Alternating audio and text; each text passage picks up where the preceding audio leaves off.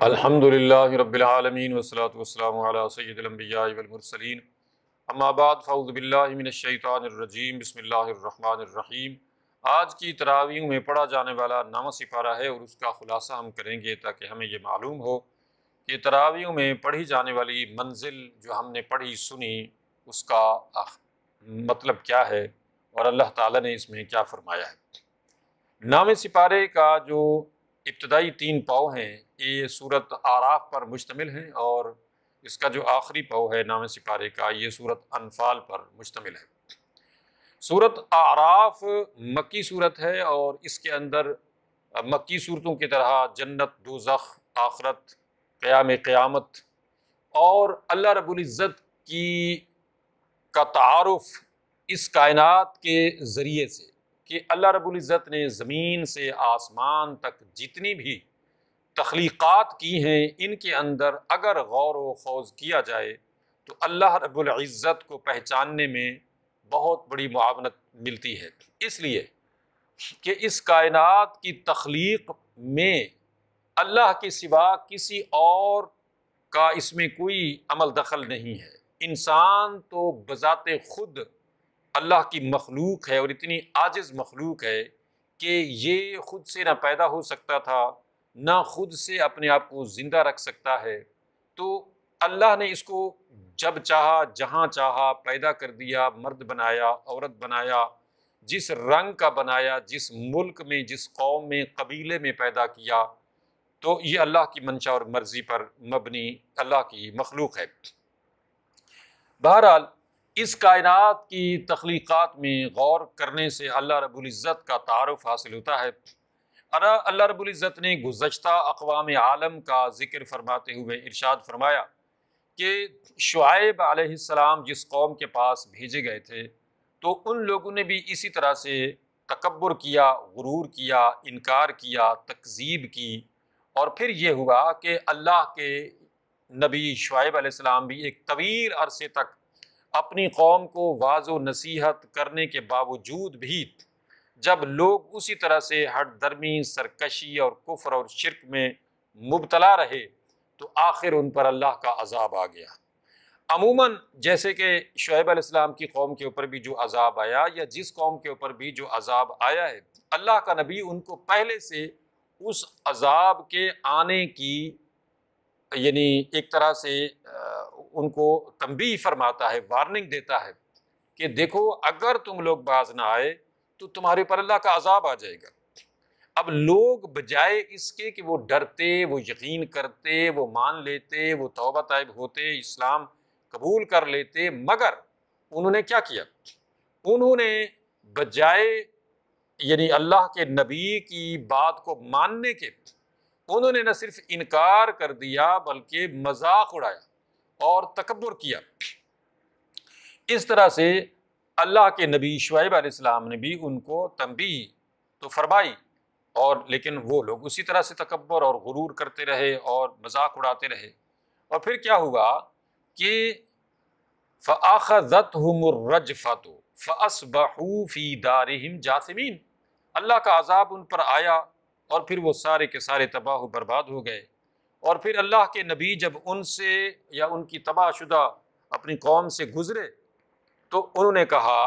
کہ فَتَوَلَّى عَنْهُمْ وَقَالَ يَا قَوْمِ لَقَدْ أَبْلَغْتُكُمْ رِسَالَاتِ رَبِّي وَنَصَحْتُ لَكُمْ فَكَيْفَ آسَىٰ عَلَىٰ قَوْمٍ كَافِرِينَ، اے میری قوم بہت افسوس ہے تم پر، میں نے تو طویل عرصہ تمہیں سمجھایا تھا، میں نے تو بڑی ہمدردی کے ساتھ تمہیں اللہ کے عذاب سے ڈرایا تھا، مگر کیا کروں کہ تم نے میری کوئی بات نہیں مانی۔ اب میں کیوں افسوس کروں تمہارے اوپر، اور کیسے افسوس کروں کہ تم نے میری کوئی بات مانی ہی نہیں، الٹا تم نے تو میرا مذاق اڑایا۔ لہٰذا آج دیکھو تم سارے برباد شدہ پڑے ہو اپنی بستیوں میں، بھلا اب کیا ہو سکتا ہے سوائے تمہارے رونے دھونے کے یا کفے افسوس ملنے کے۔ اور پھر فرمایا کہ وما ارسلنا فی قریۃ من نبی الا اخذنا اہلها بالبأساء والضراء لعلهم یضرعون، اللہ فرماتے ہیں کہ ہمارا طریقہ ہمیشہ سے یہی رہا ہے کہ ہم نے ہر بستی کے اندر جب بھی کبھی نبی بھیجا اور ان لوگوں نے اس نبی کا جب انکار کیا تو ہم نے پہلے اس عذاب سے ان کو چھوٹے عذاب سے دو چار کیا، مطلب آندھی، زلزلہ، طوفان، مصیبتیں، جیسے آج بھی ہم دیکھتے ہیں کہ ہمارے شہروں میں، ہمارے گھروں میں، ہمارے علاقوں میں جب زلزلہ آتا ہے تو ہم سارے لوگ اللہ اللہ اللہ، گاڈ گاڈ، خدا خدا کرتے ہوئے باہر نکل آتے ہیں اور آسمان کی طرف ہاتھ اٹھا اٹھا کے عاجزی سے دعائیں مانگ رہے ہوتے ہیں۔ لیکن جو ہی تھوڑی دیر گزرتی ہے اس کے بعد پھر ہمارا وہی رویہ ہو جاتا ہے، پھر ہم بھول جاتے ہیں کہ ہم تھوڑی دیر پہلے اللہ کو پکار رہے تھے، ہم یہ سارا کچھ بھول جاتے ہیں، حتیٰ کہ اسی حال میں ہمیں موت آ جاتی ہے۔ اور اسی چیز کو اللہ رب العزت نے قرآن میں کئی طریقوں سے بیان فرمایا، جیسے سورۃ تکاثر میں کہ الہاکم التکاثر حتی زرتم المقابر، یعنی لوگوں تمہیں تو دنیا کی ہوس کی کثرت نے ہلاک کر دیا یہاں تک کہ تم قبروں میں جا پڑے۔ مطلب ساری زندگی 100 سال کی تھی، 50 سال کی تھی، 25 سال کی تھی، اس ساری زندگی میں تمہاری ہوس ہی نہیں ختم ہوئی، تم بس دنیا اکٹھی کرنے میں لگے رہے اور اچانک اسرائیل آئے، انہوں نے تمہاری روح تمہارے جسم سے کھینچی اور پھر تم جب قبر میں جا پڑے تو تمہاری آنکھ کھلی اور پھر تمہیں پتہ چلا کہ تم جس مقصد کے لیے دنیا میں بھیجے گئے تھے اس کے لیے تو تم نے کچھ کیا ہی نہیں۔ تو حتی زرتم المقابر، یہ قبروں میں جب پہنچ جانے کے بعد تمہیں خیال آیا کہ تم نے یہاں آنے کے لیے جو کچھ کرنا چاہیے تھا یہاں کے لیے تم نے کچھ نہیں کیا۔ ثم بدلنا مکان السیئۃ الحسنۃ حتی عفوا وقالوا قد مس آباءنا الضراء والسراء فأخذناهم بغتہ وهم لا يشعرون۔ اور پھر یہ ہوا کہ ہم نے ان لوگوں کو کئی اور طریقوں سے مصیبتوں میں ڈالا تاکہ وہ اللہ کی طرف رجوع کریں۔ مطلب کبھی آندھی آ گئی، کبھی زلزلہ آ گیا، کبھی طوفان آ گیا، کبھی بیماری آ گئی، کبھی انفرادی، کبھی اجتماعی، کبھی تھوڑے بڑے چھوٹے بڑے پیمانے پر کئی مصیبتوں میں مبتلا کیا۔ مقصد یہی تھا لعلہم یضرعون، تاکہ یہ اللہ کے عذاب سے ڈر جائیں،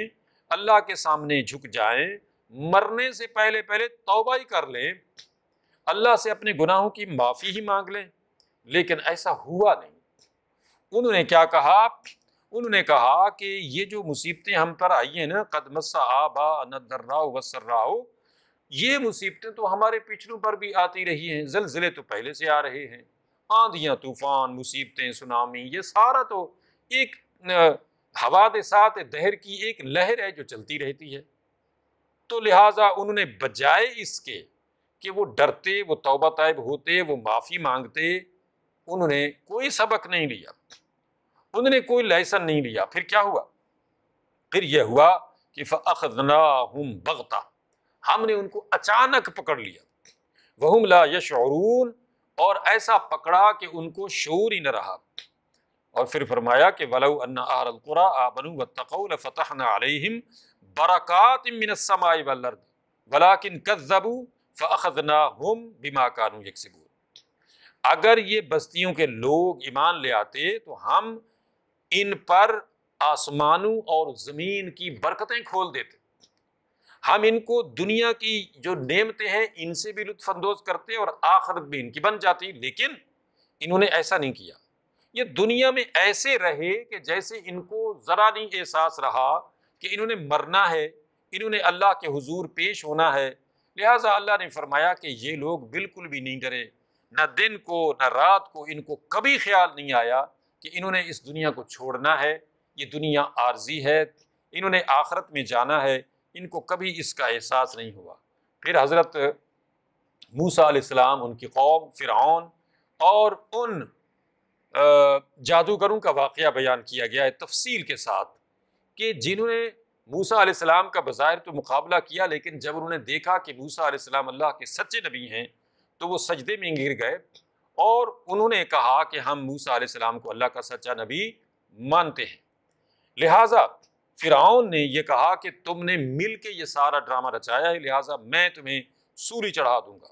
تو ان لوگوں نے یہ کہا کہ فقد ما انت قاد انما تقضی هذه الحیات الدنیا، کہ فرعون تجھ سے جو ہو سکتا ہے تو کر لے، ہمارے ٹکڑے ٹکڑے بھی کر دینا، تو ہم اس دین کو چھوڑنے والے نہیں ہیں۔ یہ ہے ایمان کی طاقت، کہ یہی لوگ جو ابھی اللہ کے نبی کا مقابلہ کر رہے تھے بطور جادوگر کے، لیکن ابھی یہی لوگ جب مسلمان ہو گئے تو ان کو اپنی جان کی بھی پرواہ نہیں رہی کہ ان کو فرعون قتل کر دے گا، اور ان کے ساتھ جو بھی ظلم زیادتی وہ کر سکے گا کرے گا، ان کو اس کی کوئی پرواہ نہیں ہوئی۔ یہ ہے ایمان کی حلاوت اور طاقت۔ اور پھر اللہ رب العزت نے بنی اسرائیل کا ایک واقعہ بیان فرمایا ہے کہ بنی اسرائیل یعنی یہود جو تھے، یہ بھی اسی طرح سے اللہ تعالیٰ کے احکامات میں عذر تراشتے رہتے تھے۔ ان کو منع کیا گیا تھا کہ ہفتے کے دن صرف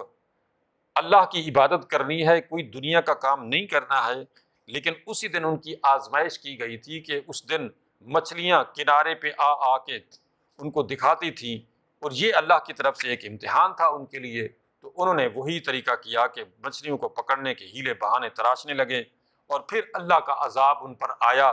اور اس طرح سے اللہ تعالیٰ نے ان کو نشان عبرت بنایا۔ یعنی دکھانا یہ مقصود تھا کہ اللہ رب العزت کے احکامات پر کیا لوگ عمل کرتے ہیں۔ ظاہر وہ چیزیں تو ان کے سامنے آتی ہیں، وہ کوئی بھی چیز ہو۔ اچھا، اس کے بعد سورت انفال شروع ہوتی ہے، اور سورت انفال جو ہے یہ مدنی سورت ہے،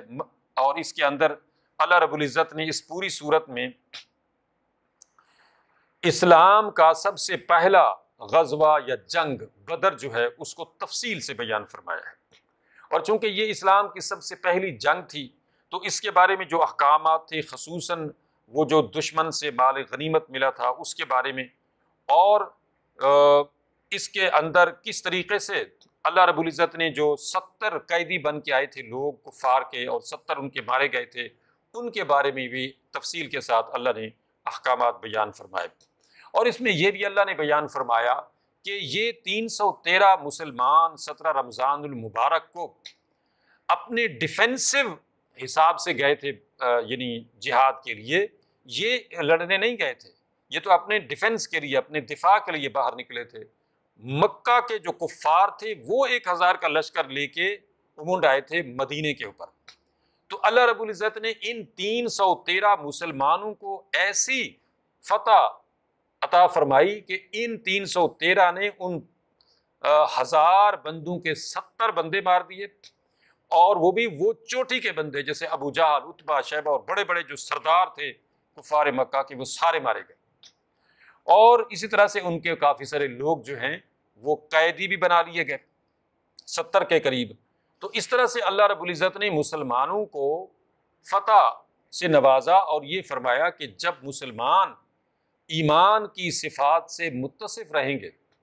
تو فرمایا کہ انتم الاعلون ان کنتم مؤمنین، یعنی اگر تم سچے پکے مسلمان ہوگے نا تو تم ہی غالب رہو گے۔ اس لیے کہ ایمان کی قوت جو ہے یہ ظاہری تمام تر قوتوں کے اوپر غالب آ جاتی ہے۔ وجہ یہ ہے کہ اللہ تعالیٰ کی مدد ان کے شامل حال ہوتی ہے کہ جو اللہ پر مکمل بھروسہ، توکل، ایمان رکھتے ہوئے اللہ کی بارگاہ میں نکل پڑتے ہیں تو پھر اللہ تعالیٰ دکھا دیتا ہے۔ یہ غزوہ بدر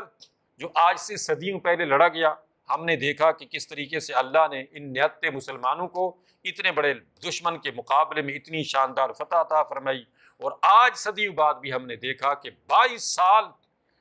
دنیا کے بڑے بڑے ممالک جو چوٹی کے یعنی عسکری قوت رکھتے ہیں وہ اپنے دانت توڑوا کے اور ان یعنی نہتے افغانیوں سے جو ہے وہ بھاگنے پر مجبور ہوئے۔ یہ ہے انتم الاعلون ان کنتم مؤمنین، یعنی مسلمانوں اگر تمہارے اندر ایمان کی رمق ہوئی تو اللہ کی قوت، اللہ کی طاقت، اللہ کی مدد تمہارے شامل حال ہوگی، اور تم ہی کامیاب و کامران رہو گے۔ اللہ تعالیٰ سمجھنے عمل کرنے کی توفیق عطا فرمائے۔ وآخر دعوانا ان الحمد للہ رب العالمین۔